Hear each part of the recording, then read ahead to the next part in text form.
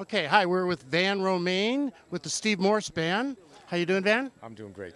Great. So now, what brings you here tonight?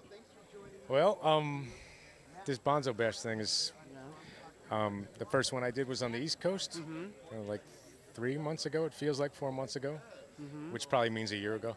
And it was just the most amazing feeling. I mean, obviously, it's a huge influence on everybody, but in addition to that, just the experience of sharing it with all the drummers, not in a competitive way at all. I just had such a great vibe, and everyone's still keeping in touch, like through the holidays, through the same email chain that went through organizing the first one. And so, a lot of us got invited back to this one, and a lot of us are out here for NAMM and whatever else. So anyway, it's exciting. And what song are you playing tonight? Do you know?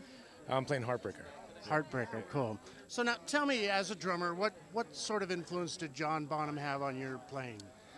I guess he had a lot of influence in a rock sense, but I've also been influenced by a lot of the drummers. It seems like maybe he was influenced by, which are older soul drummers, and so as soon as I heard him playing, it kind of made sense to me. It comes rocking, but it was funky at the same time, and it just was like that couldn't be any better, And so to be able to do something like this and share it with the other drummers, and it's an unbelievable experience. It really is. It's really cool. Excellent. Well, I saw you with Steve when you guys played with Joe Satriani here cool. last September, actually, at the Orpheum. I'm a big fan of the band. I've interviewed Steve many times. He knows every Zeppelin song. The Steve Does he? Band actually can go into at a drop of a hat, like any Zeppelin song. And how come he's not here?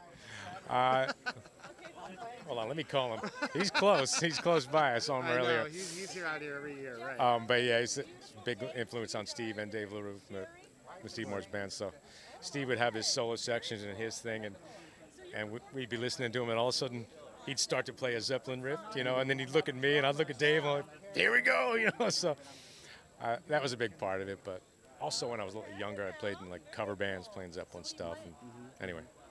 Fantastic. I mean, really, I've seen the Steve Morse Band a number of times. Steve's one of my favorite guitar players, and you're an incredible drummer.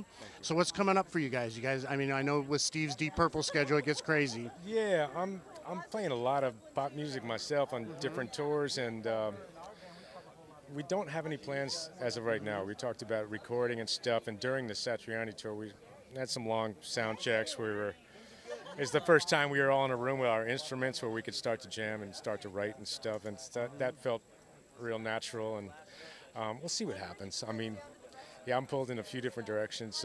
Yeah, what are you up to? Who are you playing with? You're not playing with Steve. Well, talk about making an about face, but I'm a drummer and musical director for Enrique Iglesias and Nana, 99 Love Balloons. She's doing a lot over in Germany and stuff like that, so doing that stuff and do a decent amount of sessions in the city and stuff like that. So we're kind of all over the map. It's confusing to me. What are we playing today? We're playing pop music. Now we're playing rock and roll. So anyway. Well, great. Well, I'm going to let you go. Have a great show tonight. And that's Van Romaine with the Steve Morse Band, and this is Sean Perry with Vintage Rock.